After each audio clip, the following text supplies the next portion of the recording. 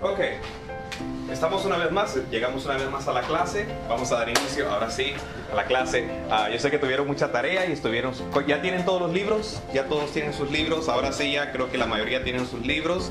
Ok, entonces recuerde, hoy la clase sigue siendo la lección 1. En su manual es la lección 1 o el del Defenders Instituto Bíblico, y hoy vamos a estar en el bosquejo B, que les había dejado de tarea, que lo leeran. Por favor, léanlo. Yo sé que muchos hicieron lo que muchos estudiantes hacen, y eso es de que se fueron directamente a los libros y completamente obviaron este manual, ¿verdad? Pero en verdad lo que vamos a estar hablando hoy es esto. Los libros solamente son ahí suplentes de esto, porque este es el manual de los Defenders. El Instituto Bíblico, el manual que usted tiene, este es esto es en verdad lo único que usted necesita. Yo le pedí a usted que comprara los libros y los obtuviera para que usted tuviera un poquito más de información sobre el tema que vamos a estar hablando. Entonces, por eso yo les dije el otro día, vamos a estar hablando de los dinosaurios, y me dijeron, pero no leímos nada en los libros de los dinosaurios. Y aunque no vamos a hablar de ellos directamente, pero sí, hay una mención en el manual del Instituto Bíblico, los defensores.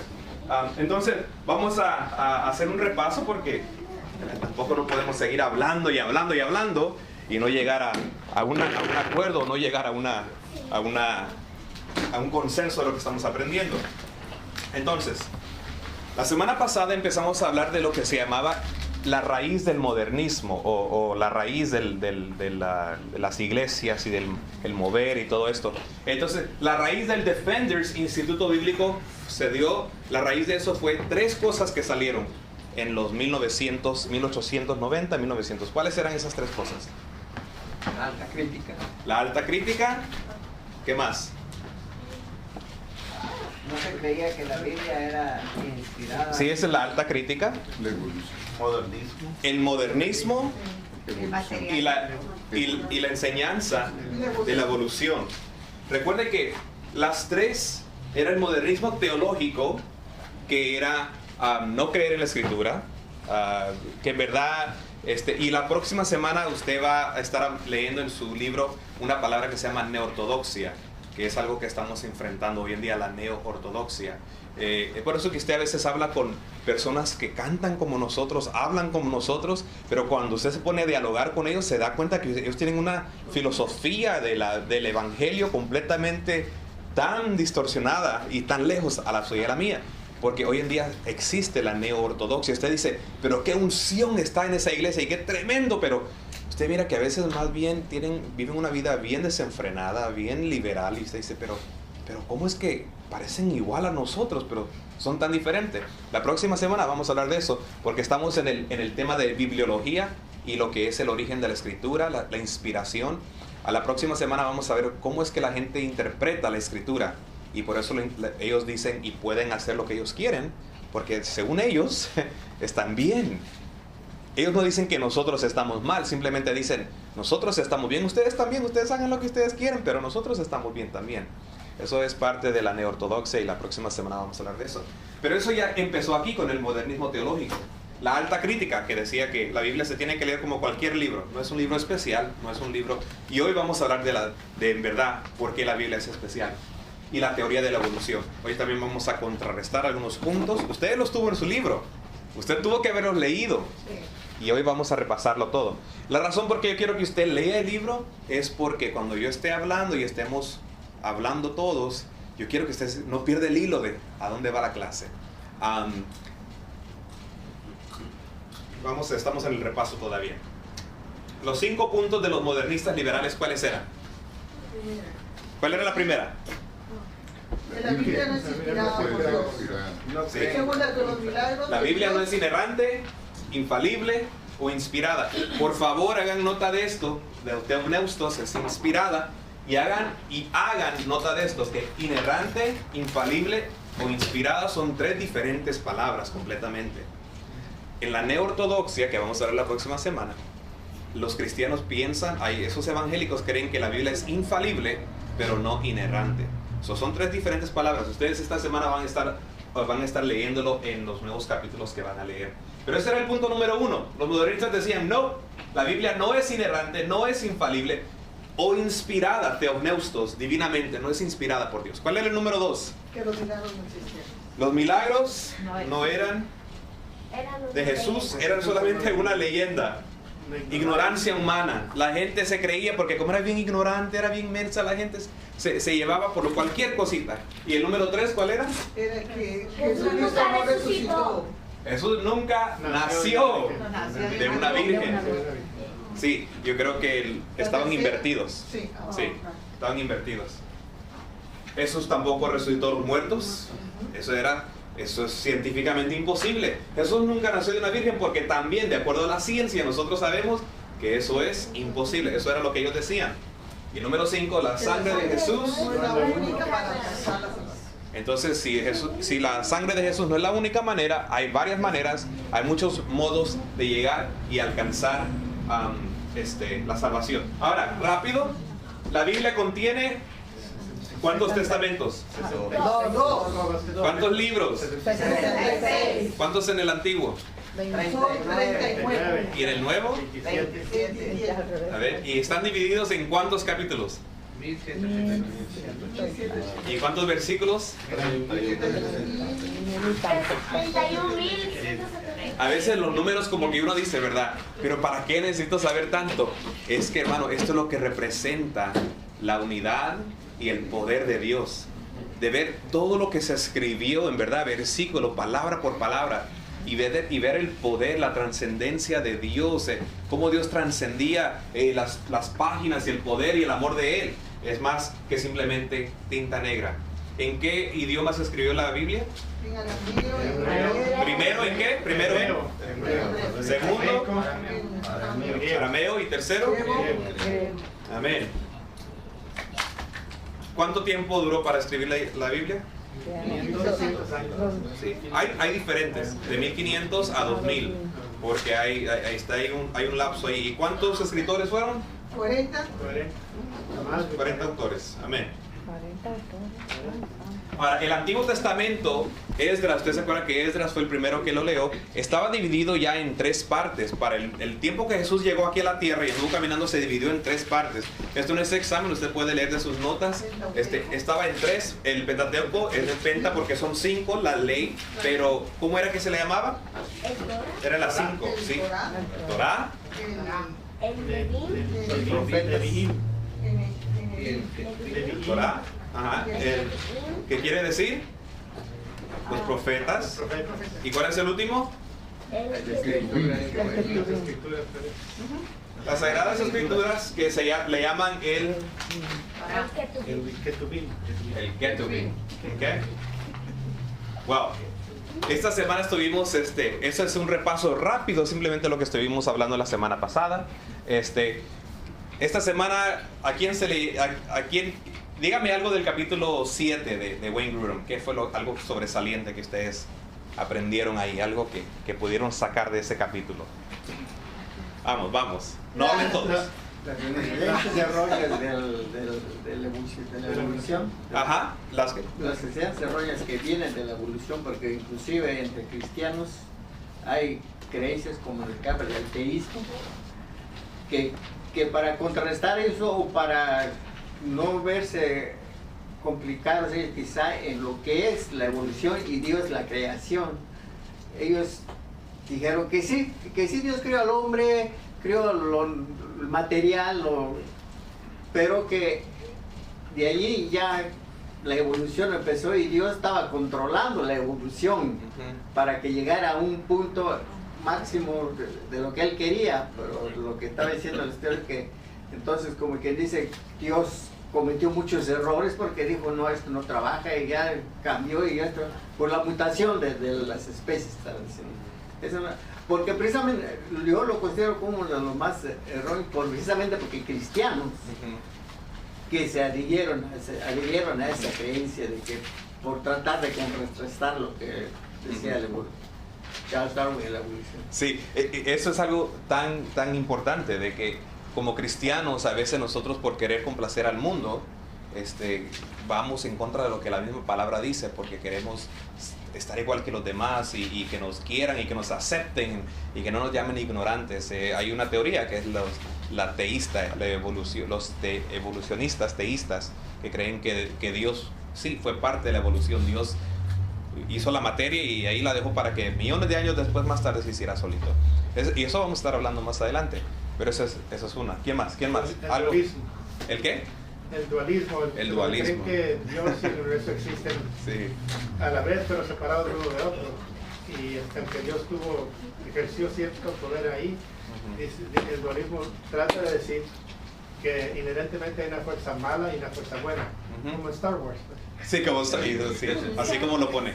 Ese es el ejemplo que pone él. Pero eso en realidad no puede ser, porque si uno se basa en Génesis, siempre dice, cuando separó las aguas y empezó a hacer la creación, y era bueno. Y era bueno, pues 5 veces dijo, y al último dijo, era muy bueno. Entonces, lo que Dios creó es bueno. El material mismo es bueno, todo es bueno, siempre y cuando uno le dé la gloria a Dios, al Señor, porque en realidad de ahí viene todo. Las cosas malas, cuando entró el pecado, que todo empezó a decaer, entonces eso ya no es obra de Él, es obra de uno. Pero a la vez, si uno trata de decir que existe el dualismo, que existe el bien y el mal, entonces no tendría razón, porque Dios fuera malo también. Entonces, a la vez, sabemos nosotros que, como dice, somos malos porque nacimos del pecado, pero lo que Dios hizo, lo hizo bueno. Sí. El dualismo es cierto, corre paralelo. Hay unos buenos, hay unos malos. Si tú eres de los buenos, eres de los buenos, eres de los malos, y en verdad eso es todo lo que hay en la vida. Hay malos y hay buenos. Y hay una fuerza negativa y una fuerza positiva. ¿De cuánta gente ha oído ustedes hablar de eso? Hasta a veces predicadores dicen, usted nomás piense cosas positivas. Usted nomás, hasta por ahí es parte del panteísmo, es llame al universo, nomás pídale que el universo se lo va a dar. Hermano, todas esas son cosas que tenemos que tener cuidado de no andar pidiendo al universo nada. Pídaselo a Dios. Pero son puntos de vista. Sí, dígame. Yo leí el libro del secreto. Y trata de eso. Del universo, sí. De que todo es... El libro del universo. Si usted alguna vez ha leído el libro del secreto, The Secret, es un libro que se propagaba hace como 10 años atrás. Ganó mucha atención porque era el secreto supuestamente de cómo obtener lo que usted quiere, sanidad, lo que usted quiere. Usted nomás pídaselo al universo y la energía positiva de usted va a llamar y atraer las riquezas y toda la gente que está. Yo tengo un primo mío que cree mucho en eso, y grande, y él creció en la iglesia. Sí, y dicen, lea la Biblia, piense bien, vaya a la iglesia, o sea, todo lo que sea bueno, hágalo. Y tenemos que tener cuidado con eso, hermano, porque nosotros no vivimos en un mundo panteísta. ¿Quién más? ¿Qué más sacamos de este capítulo? Algo sobre, hermana. Yo pienso que lo más importante del capítulo 7 es de que de alguna forma nos hizo ver cómo fue la evolución del universo, cómo creó, cómo está la intervención de Dios, si Dios está separado, si Dios es parte de Él, o sea, que nos mostró las diferentes ideas que existen actualmente en cómo se sostiene, cómo se creó el universo. Porque eso es lo que más te basa, cómo fue, incluso la teoría de Darwin, cómo fue que él hizo que la ciencia entonces llegara a tener un lugar importante, porque hizo ver que la ciencia destruye todo lo que es la Biblia, lo espiritual, porque quieren hacer la certeza de que todo lo espiritual es pues solo un cuento de hadas. Pero que la ciencia es la que da la respuesta, y hasta la fecha no han dado la respuesta. Solo se quedó en hipótesis. Y usted se va a dar cuenta que tanto en el libro de Darwin como en el libro de Pablo Hoff como en el manual del estudiante, usted va a mirar la palabra ciencia y la ciencia apropiada, porque a veces nosotros pensamos que la ciencia y la fe son dos cosas distintas y dos diferentes entidades. Y la verdad es de que la ciencia simplemente es una ciencia, es un estudio de cosas que se observan. Y hoy en el manual de ustedes, hoy vamos a repasar una de estas cosas. ¿Cómo fue que Darwin entró? ¿Qué fue el precursor a la teoría de la evolución? Porque hubo algo que primero le hizo ver al mundo que es bueno cuestionar esto. Brother, ¿tú había algo importante, la conclusión del capítulo 7, que concluye que ni a través de la Biblia ni a través de la ciencia podemos contestar todas las preguntas que nos podamos hacer sobre la creación y la formación del mundo y el universo, que hasta cierto grado quiere que tengamos nuestra mente abierta a las posibilidades. Exacto. Eso es lo que me encanta de Wayne Grudem.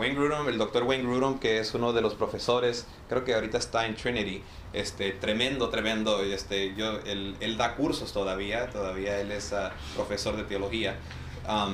Pero me encanta la manera que él hace el approach, no de una manera, ¿cómo se diría? Como diciendo, es mi modo o nada. Lo que él dice es, estas son las teorías, estas son las especulaciones. Esto es lo que yo pienso y esto es lo que yo les pongo a ustedes.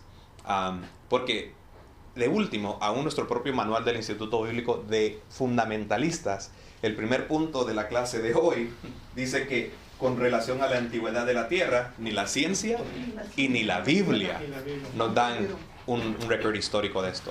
Entonces, esto es lo que vamos a estar hablando hoy. Lo primero que entramos hoy a esta clase es de que la realidad es de que Dios hizo en una forma. Nosotros creemos en la creación ex nihilo.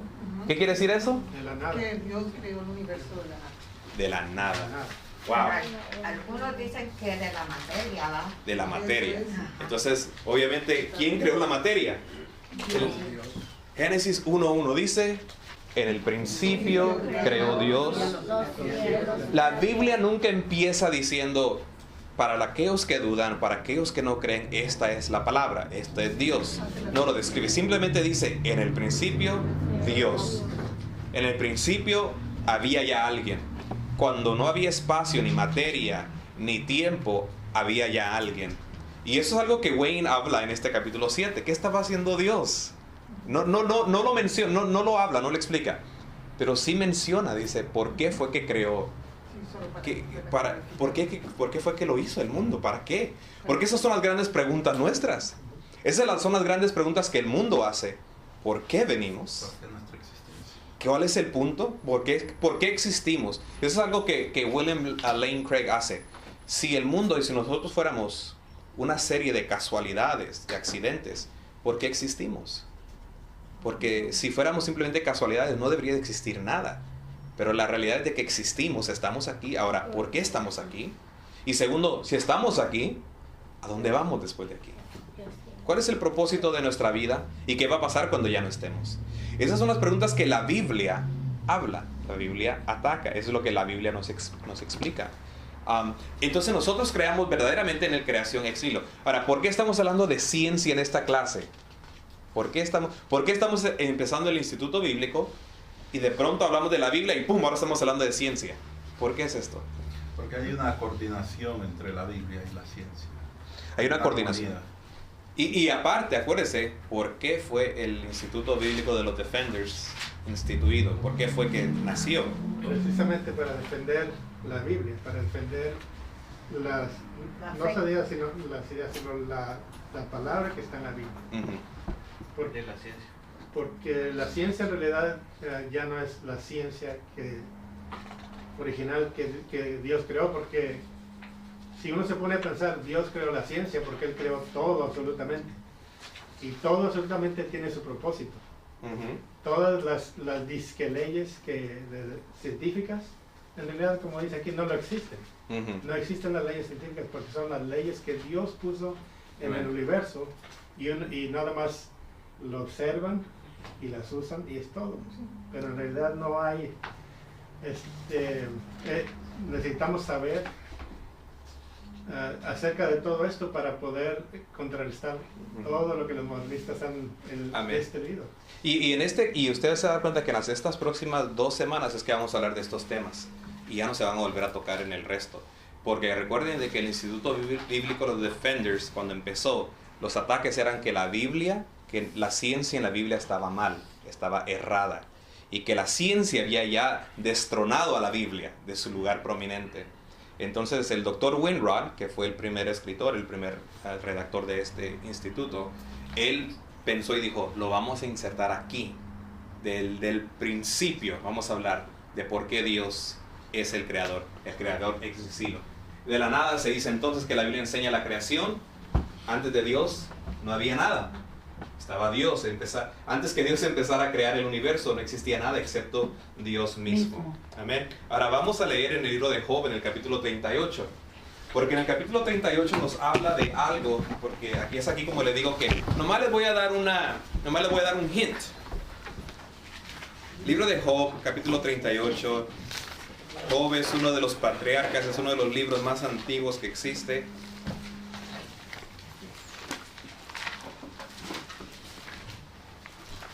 Capítulo 38. Y en el capítulo 38 encontramos a Dios hablándole a Job. Y Job ha pasado 38 capítulos renegando. ¿Usted se acuerda por qué Job renegaba, verdad? Porque se quejaba. Todo lo malo que le había pasado, todo lo que estaba pasando. Entonces Job llega un momento que él empieza a decir que maldito el día que yo nací, el día que se dijo que varón era. Entonces Dios lo empieza a él a cuestionar. Y Dios le empieza a cuestionar a Job como el autor, el consumador, el creador, el protocopos, el originador de la tierra y del mundo y de él mismo. Y yo quiero que usted vaya conmigo en sus ojos, usted léalo conmigo. Yo lo voy a estar leyendo y ustedes me van a seguir con su vista.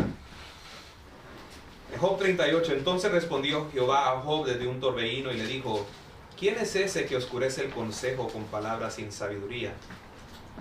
Ahora ciñe tú como varón tus lomos y te preguntaré y tú me contestarás. ¿Dónde estabas tú cuando yo fundaba la tierra? Esto es lo que, la primera pregunta que le dice Dios a Job era, ¿cómo te atreves tú a hablar de cosas que no sabes? ¿Cómo te atreves tú a hacer declaraciones verídicas, como que tú hubieras estado ahí el día que yo fundé la tierra? Tú no estabas ahí. Él le sigue diciendo, házmelo saber si tienes inteligencia o conocimiento. ¿Quién ordenó sus medidas si lo sabes? ¿O quién extendió sobre ella cordel? ¿Sobre qué están fundadas sus bases? ¿O quién puso su piedra angular? Cuando alababan todas las estrellas del alba y se regocijaban todos los hijos de Dios. ¿Quién encerró con puertas el mar cuando se derramaba saliéndose de su seno? Cuando puse yo nubes por vestidura suya y por su faja oscuridad. Y establecí sobre él mi decreto. Le puse puertas y cerrojo. Y dije, hasta aquí llegarás. Y no pasarás adelante. Y ahí parará el orgullo de tus olas. ¿Has mandado tú a la mañana en sus días? Dios está cuestionando a Job. Le está diciendo, ¿tú controlas el sol? ¿Tú controlas el mar? ¿Controlas tú la tierra? ¿Por qué te atreves a hablar como que tú fueras el conocedor de todas estas cosas? Entonces Dios le establece a Job, yo fui, yo soy el que lo hice, yo puse todo en orden. El orden que tú ves alrededor tuyo, fui yo el que lo puse. Tú puedes respirar aire porque yo lo puse. Y en el capítulo 38 al 40 usted lo puede leer. Yo, como le dije, tenía que haberlo leído. Yo sé que nos pasamos, nos brincamos estos capítulos. Pero en el capítulo 38, 39,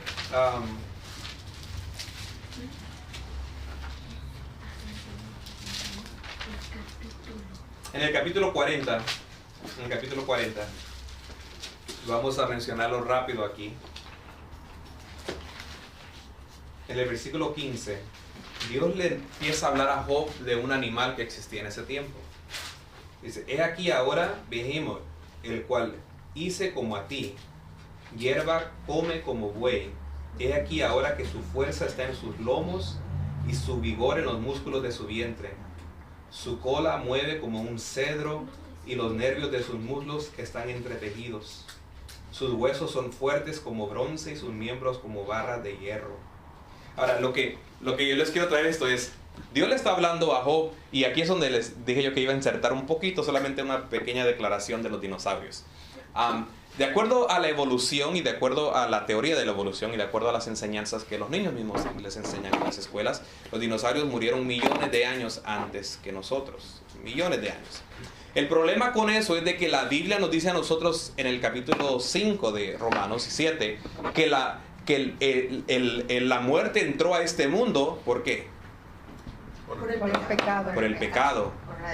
Entonces, si los dinosaurios estudiaban aquí antes que nosotros y se murieron antes de nosotros, entonces nosotros le llamamos a la Biblia, ese es un error, es una mentira. Porque entonces la muerte estuvo aquí antes que Adán. Ya estaban muriendo animales. Entonces, ¿dónde es que caben los dinosaurios? Y usted va a ver, aún en los libros que usted tiene, se quedan un poquito silenciosos en este tema, porque ese es un tema que todavía hasta el día de hoy hay diferentes teorías de qué pasaron con los dinosaurios. Obviamente uno de ellos es que un cometa vino y los destruyó a todos. Otro es que se congelaron. Estas son las áreas de la teología donde nosotros a veces nos hemos distanciado. Yo personalmente sí creo que los dinosaurios estuvieron acá, estuvieron con el hombre. Algo pasó, un cambio climático sucedió en el mundo después del diluvio y simplemente por alguna razón que Dios quiso, no sobrevivieron y ya no están. El hombre tal vez los mató porque somos buenos para matar animales y cazarlos hasta acabar con ellos. Dios solamente sabe por qué Él no permitió. Pero la otra pregunta es, ¿cuándo cayó el diablo? ¿En dónde fue que cayó? O sea, ¿cuándo fue la caída de Satanás? Un pastor dijo en cierta ocasión, el diablo no cayó, lo aventaron de ahí arriba. Ese no cayó, lo aventaron. Entonces, si fue antes de la creación, entonces ¿por qué Dios dice que todo estaba bueno? Si el diablo andaba suelto aquí en la tierra. Y si fue antes de la creación, Maybe in the heavens. ¿a qué tierra se refiere? Y si fue antes de la creación, ¿a cuál tierra fue enviado? Porque dice que fue lanzado y embargado. Son preguntas y son cosas que vamos a estar hablando y atacando el próximo año. No es cierto. Porque el próximo año vamos a hablar de escatología. Bueno, vamos a seguir porque tenemos que entrar en verdad a la clase de hoy, que en verdad hemos entrado completamente. El doctor Wainwright nos dice que con relación a la antigüedad de la Tierra, ni la ciencia ni la Biblia nos dan un narrativo preciso. La Biblia nos dice el doctor Wayne Grudem, la Biblia sugiere, pero no exige una edad joven. Wayne Grudem dice, la Biblia nos sugiere que la edad de la Tierra es joven, pero no lo exige a volverlo un dogma. Porque en verdad la Biblia no es para eso, para decirnos que edad tiene la Tierra. La Biblia fue escrita como un libro para hablarnos de Dios. Es Dios revelándose Él mismo. Por eso, como hablábamos la semana pasada, ustedes mismos me dijeron cómo ha cambiado su vida, porque son las palabras de Dios poderosas, la poderosa palabra de Dios. Amén. No sé por qué se está viviendo así, pero en varios momentos de la historia los cristianos han disentido de ciertos hallazgos. Aquí estoy sacando directamente de Wayne Grudem. En la vasta mayoría de los casos, la fe cristiana sincera y la fuerte confianza en la Biblia ha llevado a los científicos a descubrir nuevas realidades acerca del universo de Dios. Estos descubrimientos han cambiado la opinión científica de ahí en adelante. Entonces nos está diciendo aquí, el doctor Grudem nos está diciendo aquí, que en el pasado hemos visto que cristianos sinceros, científicos, en verdad han cuestionado y han regresado a estudiar la Biblia bien para estar seguros que lo que la Biblia dice acerca de la ciencia es verdad. Estamos aquí en nuestro manual todavía y nos dice que en cuanto a la cosmología, la geología, la astronomía, la química, la anatomía, la Biblia nunca va a tener ningún conflicto con estos estudios. La Biblia nunca va a tener un conflicto con la astrología, con la cosmología, astronomía, geología, química, anatomía, antropología y aún con la psicología.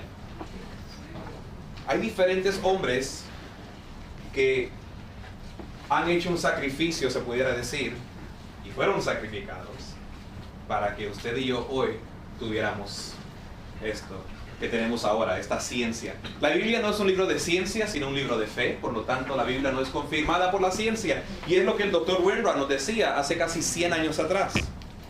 El doctor Wainwright nos dice, la Biblia no es un libro de ciencia, ni se pretende que lo sea. porque no fue diseñado la Biblia para ser un libro de ciencia. Hoy estamos hablando de la ciencia, pero todo aquel que quiere encontrar ciencia en la Biblia está empezando mal. Si usted empieza a decir, bueno, yo necesito buscar la ciencia en la Biblia, está mal, porque Jesús mismo dijo, ustedes tienen que buscarme a mí en esa. Los fariseos buscaban en la Biblia conocimiento para llenarse de conocimiento. Jesús dijo, ustedes escudriñan las escrituras porque creen que haciendo eso encontrarán la vida eterna, pero ellas dan testimonio de mí. Entonces Jesús mismo nos acaba de decir de qué se trata la Biblia. Es de Él, es la historia de amor de Él, revelada una y otra vez. Hebreos 1:1 dice, Dios habiendo hablado de muchas maneras, muchas veces, Dios siguió hablando y hablando y envió desastres catastróficos, envió profetas, envió la ley, y cuando no, Jesús mismo se hizo carne y vino y moró y habitó entre nosotros. Eso es lo que la Biblia es. La Biblia, aunque podemos hablar de ciencia y de vez en cuando la Biblia habla un punto de ciencia, la Biblia no es un libro de ciencia, hermano. Pero toda la ciencia que se encuentra en la Biblia es correcta. La Biblia no es confirmada por la ciencia, más bien la ciencia es confirmada por algunas declaraciones de la Biblia. La creencia popular que hay un radical conflicto entre algunas declaraciones de la Biblia y algunos hechos de la ciencia no ha sido demostrado todavía con absoluta veracidad. Y esto hoy en día, esta es la mentira que nos han dicho a nosotros, que la ciencia y la Biblia son dos cosas que completamente nunca se van a llevar. Eso no es cierto. La evolución teísta, los hombres panteístas, la filosofía humanista, la filosofía dualista, la filosofía materialista, claro, esa nunca va a concordar con lo que la palabra de Dios dice. Pero la Biblia tiene ciencia, y la ciencia que está en la Biblia es correcta. El hermano nos decía que un punto más adelante es de que las leyes científicas en verdad son una falsedad, porque las leyes no son de la ciencia, las leyes le pertenecen a Dios. Dios es el que lo contiene todo. Ciertamente hay un desacuerdo entre las teorías, en las hipótesis no probadas, como la teoría de la evolución, la generación espontánea. Esa era una teoría que existía, spontaneous, que de repente simplemente las cosas sucedían y se hacían. Pero después entró la Big Bang, la gran explosión, y esto fue algo que Edward Hubble en 1925, con su telescopio, aquí en Mount Wilson, aquí por el observatorio de Griffith, empezó a mirar que la luz, los red flares, los blue flares que le llamaban, los rayos los rojos y los azules, se hacían más largos y más largos. Y en su telescopio donde él miraba, él se daba cuenta que los planetas se hacían más, y como que había evidencia que se habían movido de donde originalmente habían estado. Él dedujo de eso que entonces hubo un tiempo que todo había estado compacto en un solo. Y los libros que los niños leen ahora dicen que el mundo estaba girando alrededor en nada. Dice, no había nada, acuérdense, pero estaba girando algo. No había nada, pero algo estaba girando, dando vueltas. Y eso es la Big Bang, la explosión del Big Bang. Un día de repente, ¡pum!, explotó. ¿Por qué? Saber. ¿Quién lo hizo? Nadie sabe. ¿Dónde explotó? Porque no existía el tiempo, ni el espacio, ni la materia. Saber. Pero ellos dicen que eso sucedió. Y eso le llaman ellos ciencia. Entonces nosotros decimos, en el principio Dios creó los cielos y la tierra. Y dicen, esas son fábulas, son mentiras. Y cuando usted llega al centro de lo que ellos creen, ellos le dicen, pues hace mucho tiempo no había nada. Ok. Y ese nada hizo algo. Como que, dime. Sí, es que he oído de unos programas de Discovery, que por ejemplo, ellos están viendo de que el universo se está expandiendo. Entonces como que se está agrandando. Entonces la idea de ellos es de que como se está expandiendo, si ellos retroceden, van a llegar a un solo punto de donde vienen todos. Sí. Y como todos están yendo todos para afuera, sí, todos llegarían a un solo punto que sería donde fue el Big Bang. Es el Big Bang, sí, el centro. El infinitésimo milisésimo de un segundo. Ahí sucedió todo. Y porque cada día desde que supuestamente se está expandiendo más. En la Biblia Dios expande los cielos. Ajá. Entonces es Dios, no es el Big Bang ni nada. Porque Y esa es una referencia, sí, exacto, que la Biblia sí habla, que es Dios el que that expands, el que crea la expansión. Pero dos igual, estamos hablando de lo mismo, pero uno ve eso, la escuela de la ciencia moderna, humanista, ve eso y dice, nada hizo eso. Y nosotros miramos un libro que nos dice, Dios hizo eso. Entonces, al fin y al cabo, el argumento llega a ser, yo creo que en el principio Dios, y tú crees que en el principio nada. No me pueden decir a mí que eso es ciencia y que lo mío es una leyenda. Los dos requieren fe. Yo tengo fe en la palabra de Dios. Ellos tienen fe en sus deducciones, en su especulación que ellos hacen. En eso tienen fe. Ahorita vamos a hablar de los puntos que los mismos evolucionistas están hablando ahora, que saben que ya nos dimos cuenta que esto como que no está agarrando fuerza ya esta teoría. Sí, pastor, una de las cosas que podemos ver aquí, la palabra de Dios es inmutable. La ciencia desde que empezó ha estado cambiando constantemente sus teorías, sus teoremas y las hipótesis y todo eso, hasta que encuentran algo y de pura casualidad concuerda con la Biblia. Como la tierra plana, la tierra redonda, que estaba sostenida por Atlas o los gigantes. Sí. Y en cambio Dios dice, Dios cuelga la tierra sobre la nada. Amén. Amén. Eso, siendo un libro de doctrinas de Dios, la Biblia, y lleno de experiencias espirituales, es obvio que de vez en cuando la Biblia va a hablar de puntos de como cuando cuelga y suspende la tierra sobre la nada. La Biblia, Dios hace mención de puntos que hoy nosotros hemos denominado ciencia. Y que hoy el hombre se mata para saber por qué. Eso es lo que Job estaba haciendo. ¿Por qué me está pasando esto? ¿Por qué es que esto? ¿Por qué? ¿Por qué? ¿Por qué? ¿Por qué? Y al fin, hasta que llegó a hablar locuras, ignorancia, y Dios le empieza a declarar, ¿dónde estabas tú cuando yo hice el cielo y la tierra? Decláramelo, si tú sabes, tú estabas ahí. Eso es lo que muchos de nosotros, es lo que le ha pasado al hombre hoy en día. De tanto que quieren ellos buscar más allá, y buscar no es malo, buscar no es malo, pero obvian lo que están mirando enfrente de ellos, ignoran completamente la evidencia que hay, porque no quieren creer en Dios. Dice la Biblia que le dieron su espalda a Dios en Romanos, dice que prefirieron adorar la creación antes de adorar al Creador. Le dieron la espalda a Dios. Ahora, donde quiera que la Biblia habla de cosas científicas, la Biblia siempre va a tener razón. Nunca va a haber una discrepancia en verdad. De que haya discrepancia y choques entre las teorías de la evolución, eso sí, eso siempre, porque Dios no va a concordar con algo que nosotros sabemos de que la Biblia no habla. O sea, va en contra de quién es Dios mismo. Entonces,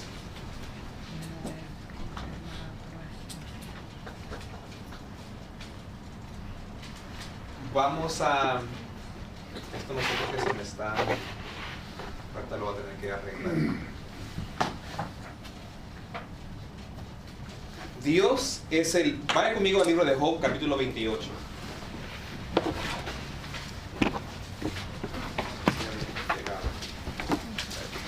Job, capítulo 28. Okay.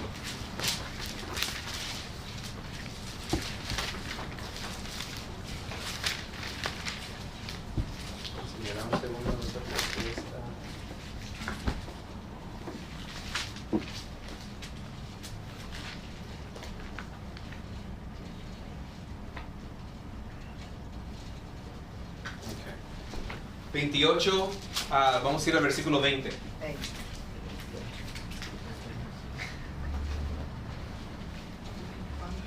Job 28, del 20 al 28. ¿Qué nos dice ahí?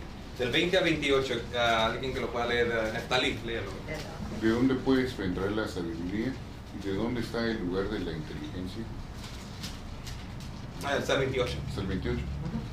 Porque descubierta está a los ojos de todo viviente, y a toda ave del cielo es oculta. El abandono y la muerte dirigen, su fama hemos oído con nuestros oídos. Dios entiende el camino de ella y conoce su lugar, porque Él mira hasta los fines de la tierra y ve cuánto hay bajo los cielos, al dar peso al viento y poner las aguas por medida. Cuando Él dio la ley a la lluvia y caminó el relámpago de los truenos, entonces la veía Él y la manifestaba, la preparó y la descubrió también. Y dijo al hombre: he aquí que el temor del Señor es la sabiduría, y Él resplandece del mal. Y al apartarse. Al apartarse del Oh, y al mal, apartarse del la mal. inteligencia. Dios empieza hablando. ¿De dónde viene la sabiduría? ¿De dónde? ¿De dónde? Y Él empieza a declararse Él mismo la sabiduría. Él empieza a hablar de Él mismo como el creador. Y la palabra griega que nosotros usamos es el protocopos. Dios entiende el camino de ella y conoce su lugar. Está hablando de la sabiduría, está hablando del entendimiento, de la ciencia que le llamamos hoy. ¿De dónde viene el conocimiento? ¿De dónde viene la ciencia? ¿De dónde viene la sabiduría? Y dijo al hombre: he aquí que el temor del Señor es la sabiduría y el apartarse del mal la inteligencia. Cuando nosotros leemos este libro, lo leemos con temor. Y temor no es miedo, recuerden. Temor es reverencia. Reconocer quién es Dios. Amén. Es reconocer que no estoy leyendo cualquier libro. Estoy leyendo un libro que ha cambiado la vida de millones de personas y a la misma vez ha sido atacado y ha sobrevivido. Uno de los libros que más destacado. Y cuando empezamos entonces a encontrar referencias científicas, entendemos por qué. Porque ya que Dios es el protocopos, el originador, antes de Galileo o Copérnico, Job había hablado del movimiento de los planetas. Esto lo encontramos en Job 38. Vamos a Job 38, 31. Job 38, del versículo 31 y 32. Job tiene varias referencias a estas cosas. ¿Quién lo puede leer, Raimundo? 31 y 32. ¿Podrás tú atar los lazos de las Pleiades? ¿O desatarás las ligaduras de Orión? ¿Sacarás tú a su tiempo las constelaciones de los cielos? ¿O guiarás a la Osa Mayor con sus hijos? Y lo que está pasando aquí es que la Osa Mayor es referida por Job. Era una cadena nebulosa en una noche despejada, que en aquel tiempo donde Job está escribiendo era conocida como lo que hoy nosotros le llamamos el Milky Way, la Vía Láctea. Eso es lo que Job estaba hablando. Job dice: ¿puedes tú sacar a tu tiempo las constelaciones? ¿O guiarás tú a la Osa Mayor? Y yo sé que en español dice guiarás, lead the bear. Una vez más, ¿cómo pudo Job concebir en su mente la presencia de más cuerpos celestes moviéndose en el ancho universo? ¿Cómo es que Job pudo saber que habían cuerpos celestes que se movían? Ni siquiera tenía telescopio. Nosotros dedujimos de esto es que había un Dios que le estaba inspirando a él a escribir palabras de sabiduría, palabras de inteligencia. Que había un Dios, que no él cayó en trance, eso es lo que vamos a estar hablando la próxima semana, de cómo fue inspirado, pero que él era inspirado porque había algo de parte de Dios que le decía: esto escribe. Y esto lo vamos a estar estudiando más. Estos son simplemente unas menciones de la Biblia que habla de la ciencia. Hoy es bien conocido por todos nosotros que este globo terráqueo que llamamos Tierra cuelga sobre la nada. Es decir, está suspendido, ¿verdad? Todos sabemos. Pero y él nos da las 24 horas del día, la noche del día. Pero esto, la Biblia misma nos hace mención en Job 26, 7.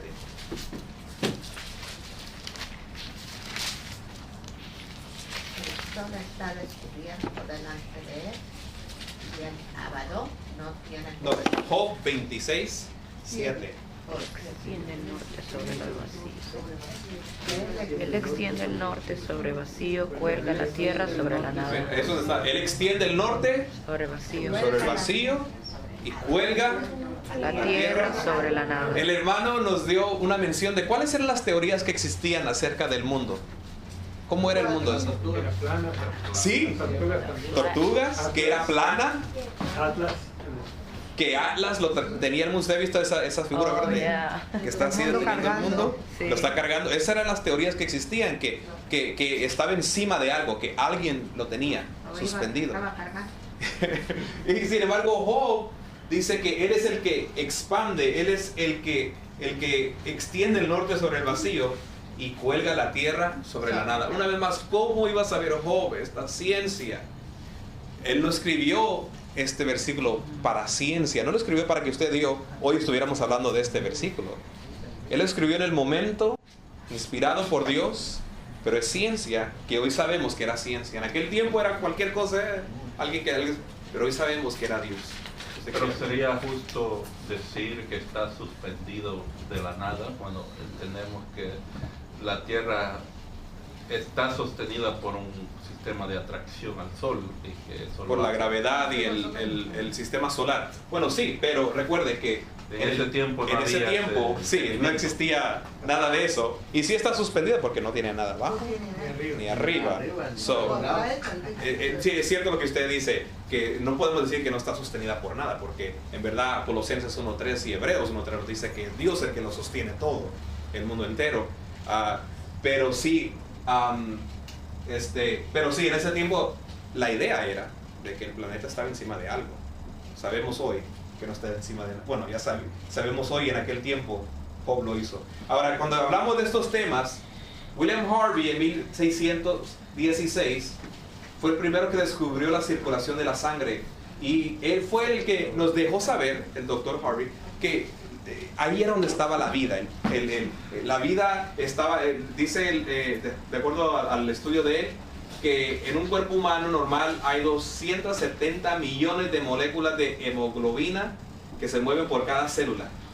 Si fuera cualquier cantidad menor, no podría haber suficiente oxígeno residual disponible para sostener la vida. Harvey fue en ese año que se descubrió que la sangre en verdad era el que tenía el poder para la vida. En el libro de Levíticos se nos dice en 17, 11 y 14. Vamos a Levíticos 17, 11 y 14.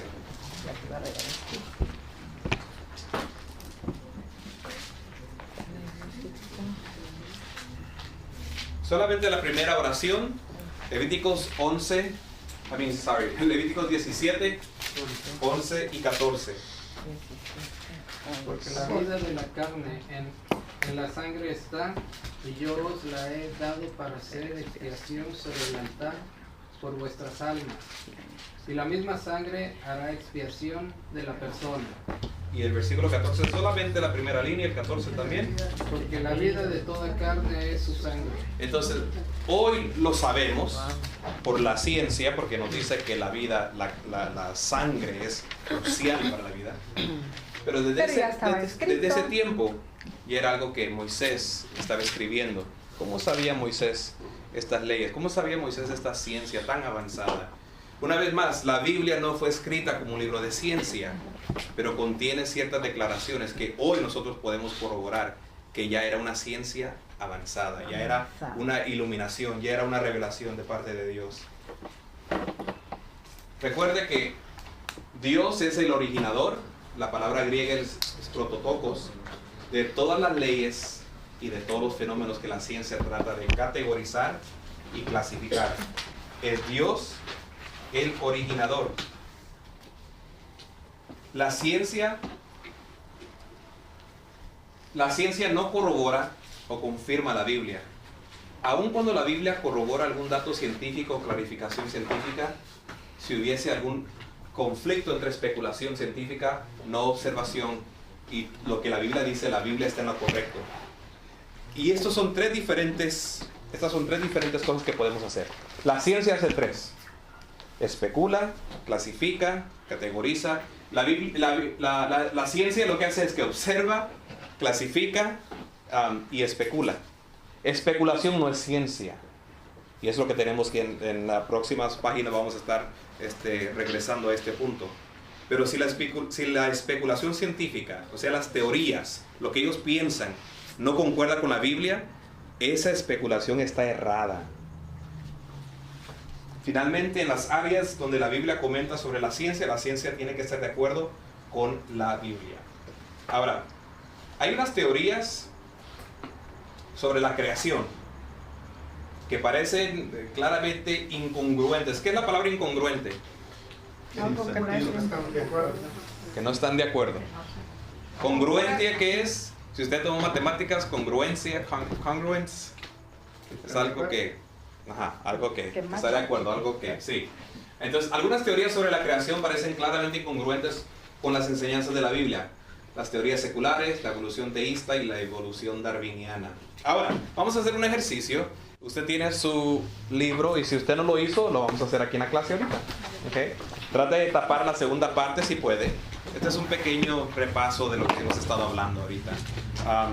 La primera pregunta, ¿qué sistema usa la ciencia para medir la edad de la Tierra? ¿Qué sistema usa la Tierra? Sistema del carbón. 12, sistema osmosis, sistema del carbón o el ADN. Sistema del carbón. Sistema del carbón. ¿Cuál de las siguientes es la palabra griega usada para describir a Dios como el creador? Prototocos. Okay. A ver, para extra crédito, ¿qué quiere decir conosis? Conocimiento. ¿Verdad? La misma palabra le dice. ¿Y paracletos?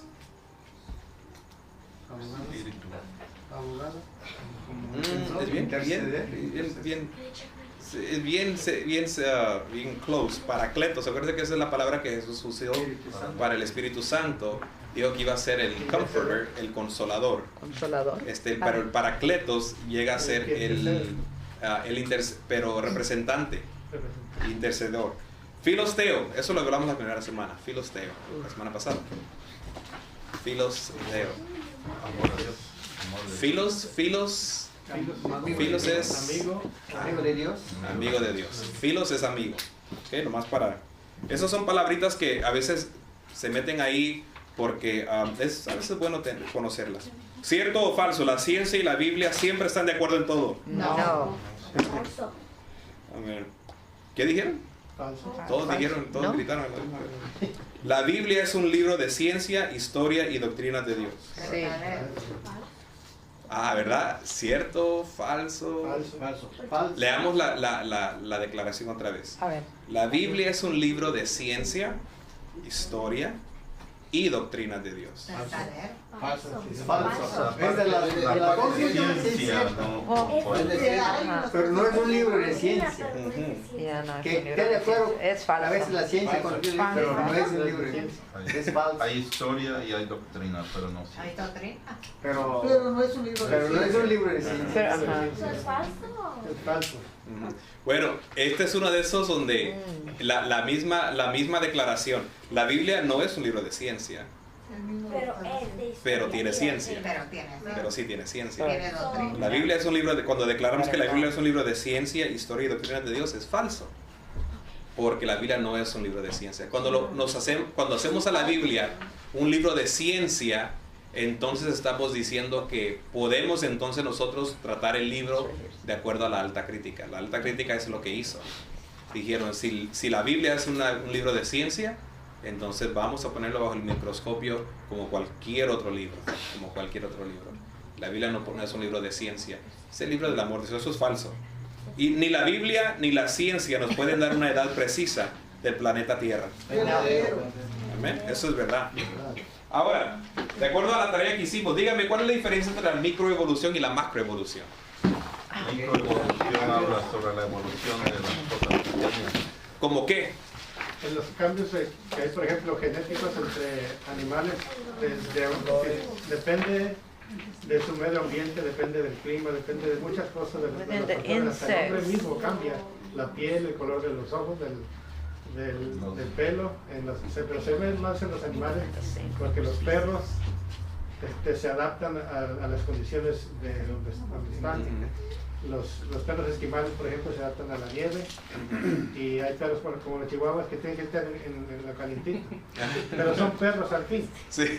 Y los pájaros la misma cosa, que cambian el pico, el tamaño de las alas, si vuelan o no vuelan, porque hay pájaros que están los pingüinos son pájaros, pero no vuelan y nada. Puede referirse también a las cosas que no son visibles al ojo, sino tienen que ser vistas por un microscopio. Sí, las cosas como bacterias, como los virus y las cosas. ¿Por qué siempre tenemos que tomar el flu shot? ¿Verdad? Porque esa bacteria se evoluciona cada año, hace una resistencia la vacuna, sí, los antídotos. Dime. La diferencia es el tiempo de los cambios que necesita para evolucionar. Cuando son poco tiempo para los cambios es microevolución. Cuando se necesita mucho tiempo y más cambios, ya se está hablando de... no, porque la macroevolución no es eso. Macroevolución es lo que tratan de explicar la evolución darwiniana. Que tratan de explicar que de un animal salió otro. Que el hombre viene del mono. Pero eso en realidad no es cierto, porque en primer lugar nadie ha encontrado un eslabón perdido, nadie ha encontrado un animal que esté cambiando de forma. Por ejemplo, de una iguana a un pez, de un pez a una iguana, por decirlo así, o de un animal a otro. Y no existe nada de eso, no hay ningún indicio, no hay ninguna, por más de 100 años, desde que vino la teoría esa, han estado excavando, arqueólogos y científicos de todos ellos, han estado buscando esa criatura que cambia de un lado a otro. El eslabón perdido. El eslabón perdido, y no se ha encontrado, y no se va a encontrar porque eso no es cierto. Amén. Bueno, lo que quiere decir es, lo que Carlos dijo es muy cierto, porque eso es el argumento y por qué yo les pedí que hicieran esta comparación de micro y macro. Porque cuando hablamos de macro, eso es evolución. Macroevolución es evolución. Es la teoría general de Carlito Darwiniano. Esa es la teoría de él. Él dijo que de nosotros salimos de una sopa, what is it, the microbial soup, primordial soup, una sopa primordial de bacteria. De ahí eventualmente se formó lo que hoy conocemos la vida y nosotros los seres humanos.